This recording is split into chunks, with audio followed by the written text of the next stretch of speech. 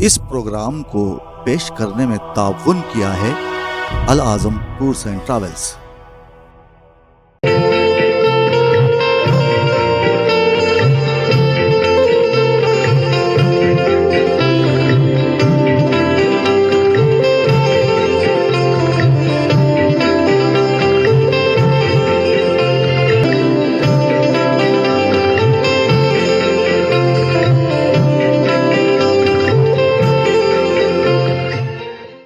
सभी देखने वालों की खिदमत में पैगाम चैनल टीवी से मैं जावेद नसीम आप सभी का इस्तकबाल करता हूं और आप तमाम लोगों की खिदमत में अपना आदाब, सलाम और नमस्कार पेश करता हूं। आज हम बातें करेंगे उन फनकारों की कि जो अब हमारे दरमियान नहीं, और इस श्रृंखला में हम आज के जो हमारे पहले मेहमान जिन्हें हमने चुना है, जिनके बारे में बातें करने के लिए, वो हैं ओपी नैयर साहब। ओपी नैयर साहब की हस्ती, उनकी शख्सियत या उनका नाम वो तो तारुफ मोहताज नहीं। हम सभी उनके गाने सुनते हैं, नगमे सुनते हैं और सर धोते हैं। आज मैंने खास तौर से ओपी नैयर साहब के बारे में बात करने के लिए अपने खास मेहमान को आवाज दी है। ये है जनाब आरिफ रफ साहब।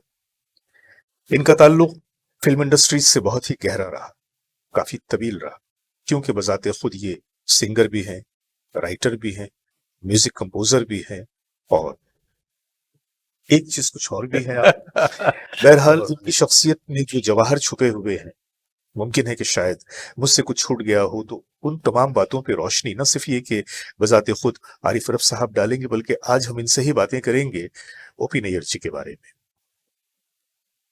जनाब, सबसे पहले तो नसीम साहब, मैं आपका शुक्रिया अदा करता हूं कि आपने नाचीज को इस काबिल समझा कि आपके साथ मैं जो है ना अपने ख्यालात का जो है ना इजहार करूं।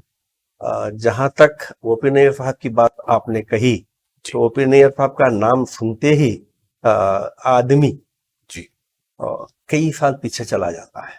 बिल्कुल। ओपी नैयर साहब, देखिए, फिल्मी मौसीकी के मामले में वो एक शख्सियत नहीं थी जी, बल्कि एक इंस्टीट्यूशन थे। बिल्कुल। मौसीकी के लिए वो एक इदारा कहलाते थे। हम्म। और उस दौर में जब वो फिल्मी दुनिया में दाखिल हुए, तो बड़े बड़े म्यूजिक डायरेक्टर्स, जिसमें नौशाद साहब हैं, शंकर जयकिशन साहब हैं जी, और यानी इतने नामवर म्यूजिक डायरेक्टर्स थे। उस दौर में एक नया शख्स दाखिल होके अपना लोहा मनवाना जी, ये बहुत बड़ी बात। एक खास बात वहां पे ये भी रही कि जिस जमाने में नौशाद साहब या इस तरह के उनके हमपल्ला हमअस्र जो दूसरे हमारे मौसीकार थे, अगर हम ओपी नैयर साहब की बात करें तो हम ये कह सकते हैं कि इनके ऊपर कुछ ऊपर वाले की रहमत थी, क्योंकि ये ट्रेंड म्यूजिक डायरेक्टर जो खास पहलू है। लेकिन इंडस्ट्री में आने के बाद जब इन्होंने काम की शुरुआत किया, तो काम इस दर्जे का किया कि वो उन लोगों को भी सोचना पड़े कि भाई इस सामने ये कौन आ गया है।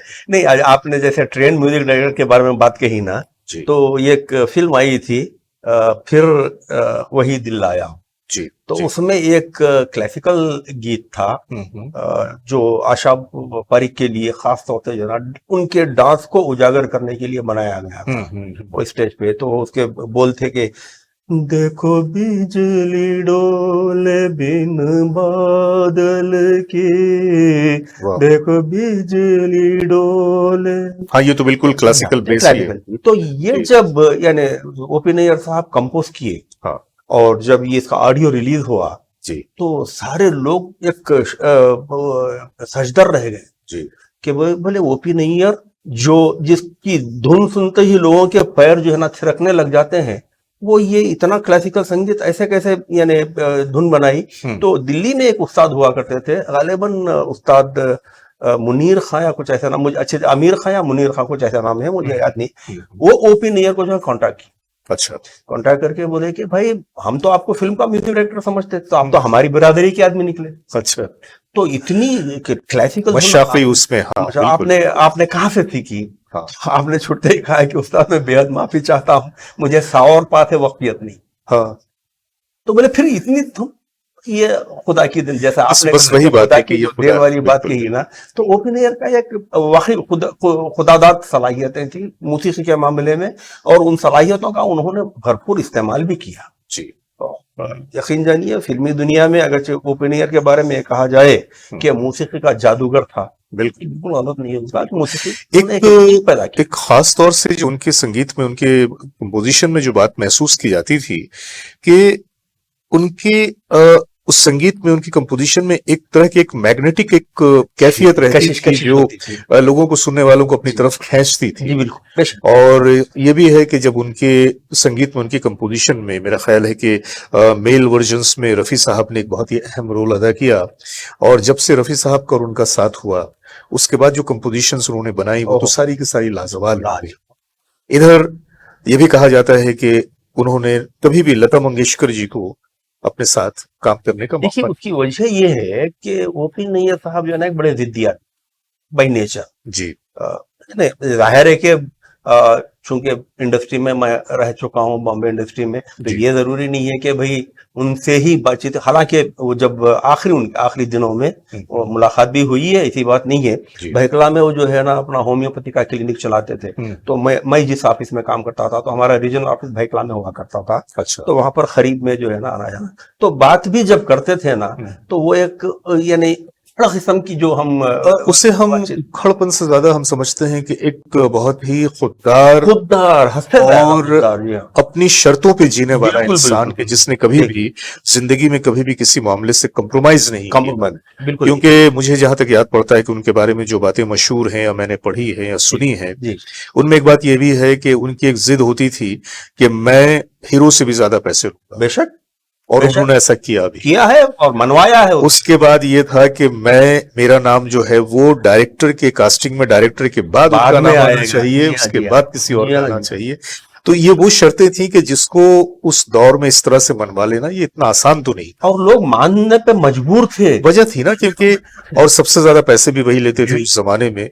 और कहते थे कि ये भी कि उन्होंने जो कंपोजिशन बना दी, उसके बाद फिर डायरेक्टर या प्रोड्यूसर की ये हैसियत नहीं है कि वो उनसे ये कह सके कि साहब ये सीक्वेंस पे ये नहीं जा रहा है, वो उन्होंने जो बना दिया वरना फिल्म छूट जाएगी। एक उनके अंदर एक ये कह लीजिए कि खुददारी भी थी, अनापरस्ती भी थी, और जिद थी कि जो बात, जैसे कि अब लता मंगेशकर जी का नाम आपने लिया ना, तो ये उनकी और लता मंगेशकर जी की कभी कोई मुलाकात नहीं हुई थी। लेकिन इंडस्ट्री में एक बात ये मशहूर थी कि चाहे कोई म्यूजिक डायरेक्टर हो, बगैर लता मंगेशकर के फिल्म इंडस्ट्री में अपना मुकाम कायम नहीं कर सकता। जी। सिर्फ उसको साबित करने के लिए उन्होंने ये डिसीजन लिया कि मैं फिल्म इंडस्ट्री में बगैर लता मंगेशकर के काम करके दिखाऊंगा। ये हो गया। इसके बाद दूसरा एक फैसला हुआ, फिल्म आई नया दौर। नया दौर में जो है ना राइटर थे साहिर लुधियानवी साहब। अब हालांकि बात बड़ी कंट्रोवर्शियल है, कई लोग इसकी मुखालिफत भी करते हैं, लेकिन जो हक होता है हक है अपनी जगह। बिल्कुल। तो जब फिल्म का ऑडियो रिलीज हुआ और काफी कामयाब हुआ, लोग जो है ना उसके बल्कि दीवाने हो गए थे मौसीकी के, तो वहां पर साहिर लुधियानवी ने ऐलान किया कि अगर ये मेरे नगमे नहीं होते तो नया दौर की मौसीकी जो है ना कामयाब मौसीकी नहीं। तो फिर बी.आर. चोपड़ा के सामने जो है ना ओपी नैयर साहब ने एक शर्त रख डाली दूसरी फिल्म के लिए। दूसरी फिल्म जब बन रही थी तो ओपी नैयर साहब ने कहा कि इस फिल्म में साहिर साहब नहीं होंगे, और मैं बगैर साहिर के मेरे किसी को भी लेके मैं काम करूंगा, लेकिन साहिर नहीं। तो चोपड़ा साहब ने कहा कि देखिए साहब, बी.आर. बैनर जो है जब से कायम हुआ है, तो साहिर लुधियानवी साहब का बी.आर. बैनर के साथ एक टाई अप रहा है। जी। बगैर साहिर लुधियानवी के बी.आर. बैनर जो है ना कभी काम नहीं किया। तो हमारे बहुत पुराने आदमी, मैं ये चाहता हूं कि जो है ना आप साहिर साहब को इग्नोर करें, लेकिन नहीं, उन्होंने इस बात का ऐलान कर दिया कि अगर मैं गीत नहीं लिखूंगा तो किसी भी फिल्म के गीत कामयाब नहीं। हक भी था उस दौर में। साहिर जिस तरह ओपी नैयर के यानी शरायत होते थे, जैसे आपने कहा, वैसे साहिर के उनके भी होते थे। वाकई मानने वाली बात भी है, इसमें कोई दो राय नहीं है। लेकिन जब दो जायंट्स टकराते हैं, जिसको हम जेंट्स कहते हैं, टकराते हैं, तो वहां पर दोनों ही अपने फील्ड के कहना चाहिए कि मास्टर हैं। तो फिर बोले कि बी.आर. चोपड़ा साहब ने यानी क्या कहेंगे अब, इनडायरेक्टली हम जिसको कहते हैं, इनडायरेक्टली कह दिया कि देखिए साहब वो तो हमारे पुराने हैं और फिर वो pillar of the BR. Banner भी हैं, हम उनको छोड़ नहीं सकते। ये तो जो है ना बहुत ही उखड़ किस्म का बोले कि अगर उनको आप नहीं छोड़ सकते हैं तो मैं आपको मुझे छोड़ना पड़ेगा, छोड़ दिए। और वहां पर ये ऐलान करके निकले बी.आर. चोपड़ा से कि जिंदगी में मैं किसी बड़े शायर को नहीं लूंगा। और आपने देखा असद भोपाली, हाँ, काफी अब शेवन रिजवी जी, देखिए जिसका बहुत कम लोग हैं जिन्होंने शेवन रिजवी साहब का नाम भी सुना होगा, लेकिन और उन्होंने लेके शेवन रिजवी काम किया। उन्होंने इतनी फिल्में बनाई और जी। इतने कामयाब गीत उसके। वो ये गीत याद आता है मुझे कि वो फिल्म किस्मत, विश्वजीत और बबीता, जो आज के बच्चे नहीं जानते होंगे, करीना और वो कौन है, करिश्मा कपूर, करीना की वालदा, डब्बू कपूर, रणधीर कपूर की बीवी, राज कपूर की बहू, तो वो जो है ना उसकी हीरोइन। उसमें एक गीत तो जो है ना लोगों के दिलों पे इतना असर कर गया था कि लोग जो है ना हर कोई वाला था, वो क्या था, मैं खाने में जो है ना वो पी के वो गाती है कि और तुमको सितारों में ले चलूं, दिल झूम जाए ऐसे नजारों में ले। तो वो जो यानी वो पीने के बाद सेक्सुअल जो कैफियत है धुन में, वो कैफियत पैदा करना एक मास्टर आदमी ही वो कर सकता है। और आशा भोसले जी का कैरियर ग्राफ काफी लंबा रहा, काफी ऊंचा रहा, और ये भी एक हकीकत है कि जब से उनका एक तालमेल ओ.पी. नैयर जी के साथ उनकी जिंदगी का यानी वहीं से जो है ना, हाँ, मैं उस तरफ नहीं जाऊंगा, वो उनके अपने जाती मामलात थे, हालांकि उनके आपस के ताल्लुकात के बारे में बहुत सारी कहानियां मशहूर हैं, लेकिन वो मुझे मौजू नहीं लगता। हम उनके काम के बारे में बात अगर करें फनकार की हैसियत से, तो आशा जी का जो एक कैरियर ग्राफ रहा, या उन्होंने उनके अंदर की जो फनकारी थी उसको बामे उरूज तक पहुंचाने में ओ.पी. नैयर जी का बहुत बड़ा दखल, क्योंकि ओ.पी. नैयर साहब से जुड़ने से पहले तक आशा जी का जो रुतबा था इंडस्ट्री में, उनकी जो हैसियत थी, वो गाने गाती थी कि जो गीता दत्त ने या लता जी ने इनकार कर, सेकंड ग्रेड के, वो कैबरे के गाने, फिर और पार्टी के गाने और इस तरह के जो है वो सेकंड ग्रेड गाने, दूसरे सिंगर गाना पसंद नहीं करते, दूसरे खास तौर से लता जी और गीता दत्त जी पसंद नहीं करती थी, वो गाने आते थे आशा भोसले के पास। और उस जगह से उठाकर इनको नंबर 1 की पोजीशन पे लाना कि ये हर तरह के गाने गा सके, और फिर इन्होंने आशा जी की सोलो का भी इतना खूबसूरत इस्तेमाल किया कि लगता नहीं है कि भाई आशा जी। और साथ ही साथ जब कुछ फिल्में आई कि जिसमें मोहम्मद रफी साहब के साथ आशा जी का इस्तेमाल उन्होंने किया, वो गाने तो कमाल है, यादगार। अभी पिछले दिनों कश्मीर गया था, तो वहां जब मैं गया तो अचानक मेरे दिमाग में कश्मीर की कली के वो गाने घूमने लगे, और दीवाना हुआ बादल, और इशारों में दिल लेने वाले, और इसके भी खालिक। अच्छा, वो फिर वो धुन में जो है ना जो एक झटका पैदा करते हैं जी, जर्क जिसको कहते हैं आप, तो जब वो रुक के जर्क देते थे म्यूजिक का, तो लोगों के दिलों पे जो है ना ऐसा लगता था कि एक आके बिल्कुल स्ट्राइक करता है, बिल्कुल किसी ने मारा है। ये उनका एक खास अंदाज था एक्चुअली। वही आप अभी गीत कश्मीर की कली का गीत का वो किया ना, क्या रफी साहब जो है दुनिया उसी, नहीं सॉरी, वो उसमें तो कई गाने थे ना, जिसमें कि आपके एक तो थी वो दीवाना हुआ बादल, उसके बाद इशारों में दिल लेने वाले, सुभान अल्लाह, इशारों में दिल लेने वाले, उसमें रफी साहब का भी है ना, रफी साहब और वहां पर एक जर्क है, देखिए एक किस्म का है ना, तो वो जो है ना मौसीकी में एक अजीब सी कैफियत क्रिएट करता है, सुनने वाले सामे के लिए जो है ना एक अजीब सी कैफियत क्रिएट करता है। अच्छा, फिर ओ.पी. नैयर साहब का अपना एक पैटर्न था, एक ब्रांड था जी, जिसको उन्होंने शुरू से आखिर तक कायम रखा। आप जैसे ही हमारी गाने में जो है ना प्रीलूड कहते हैं, गाने से शुरू जो म्यूजिक बजती है उसको प्रीलूड कहते हैं, गाने के बीच में जो बजती है उसको इंटरलूड कहते हैं जी। तो जो प्रीलूड शुरू होता था नैयर साहब का, तो प्रीलूड इस बात को वाजे कर देता था कि ये धुन ओ.पी. नैयर की, ये एक तरह से उनकी जो कंपोजिशन होती थी, जिसको हम ब्रांडिंग कह सकते हैं, कि उनकी जो ब्रांडिंग थी वो आप कोई भी गाना शुरू होता है और आप ये पकड़ लेते हैं कि ये गाना ओ.पी. नैयर से है, ये बड़ी खास बात। प्लस साजों में भी कुछ साजों को उन्होंने बहुत ज्यादा ही प्रमोट किया, हाईलाइट किया, जिसमें एक ऑर्गन एक उनका खास था, ऑर्गन का उन्होंने बहुत ज्यादा ही इस्तेमाल किया। उनके बारे में एक बात और मशहूर ये है कि हारमोनियम प्लेइंग में जी उनका कोई सानी नहीं था। वो है ना भाई, वो फिल्म क्या थी वो, वो एक मुसाफिर एक मुसाफिर एक हसीना, बड़ी उनका कोई सानी नहीं था।